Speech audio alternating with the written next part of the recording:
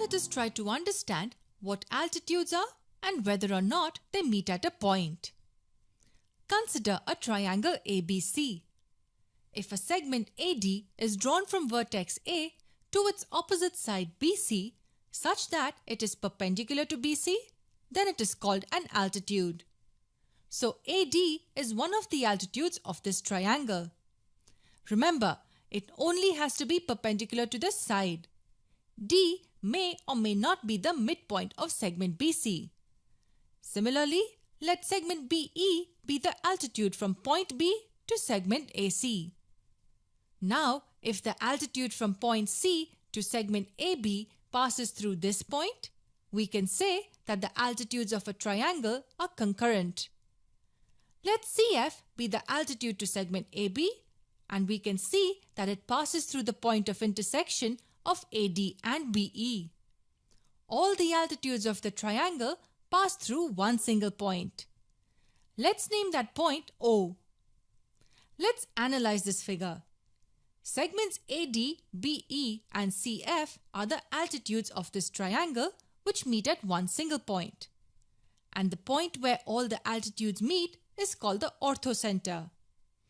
It's simple. We just drop perpendiculars from every vertex to its opposite side and get the orthocenter. But this was an example of an acute triangle. What if it's not an acute triangle? Let's understand it with a recording from mathopenref.com. This is an acute triangle ABC.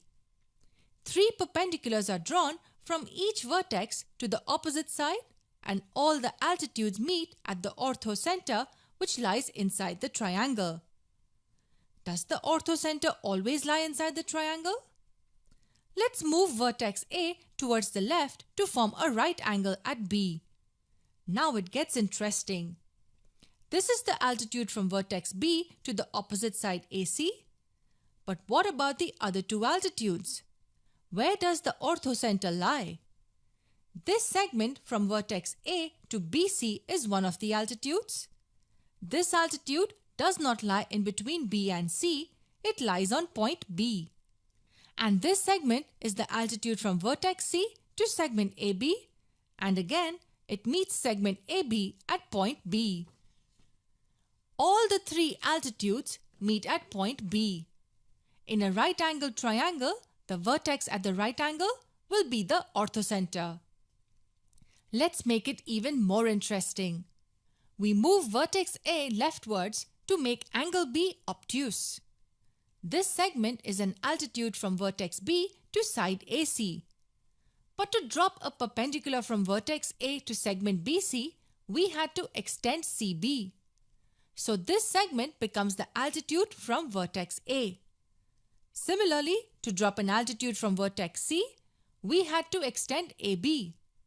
After we draw all the altitudes, we had to extend each one to form the orthocenter. This proves that in an obtuse triangle, the orthocenter lies outside the triangle. And the more obtuse the triangle gets, the further away the orthocenter will lie from the triangle. So if the triangle is acute, the orthocenter will lie inside the triangle. In the case of a right triangle, it will lie on the vertex at which the triangle is right-angled. And if obtuse, it will lie outside the triangle. Let's understand this again. This is a right triangle ABC. AB is the altitude from vertex A onto side BC. CB is the altitude from vertex C onto side AB. And let this be the altitude from vertex B onto side AC. All the 3 altitudes meet at point B, which is the orthocenter. Now this is an obtuse triangle ABC. We can easily drop an altitude from vertex B to side AC. But to drop an altitude from A, we need to extend CB. And this becomes the altitude from vertex A to BC. And again, to drop an altitude from vertex C to AB, we need to extend AB. And then drop an altitude from vertex C. Now we have our 3 altitudes. To find the orthocenter, we extend each of them downwards. we extend the altitude from A, and then we extend the altitude from B backwards. And then we extend the altitude from C.